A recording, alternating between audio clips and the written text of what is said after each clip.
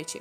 એટલે કે જ્યારે જ્યારે ભગવદીઓના રચાયેલા કીર્તન, જે ઠાકોરજીની લીલાનું વર્ણન કરેલા કીર્તન પદનું શ્રવણ થાય છે અથવા તો ગાન થાય છે, મુખથી આપણે વાક્યો ઉચ્ચાર કરીએ છીએ, ત્યારે પણ તેની આપણી ભક્તિની દ્રઢતામાં વધારો કરવામાં સહાયરૂપ થઈ રહ્યું છે. ઠાકોરજીના લીલાચરિત્ર શ્રવણ અને કીર્તન કરનારાના હૃદય કમળમાં શ્રીજી બિરાજીને તેના અંતઃકરણના સર્વ દોષ ધોઈ નાખે છે.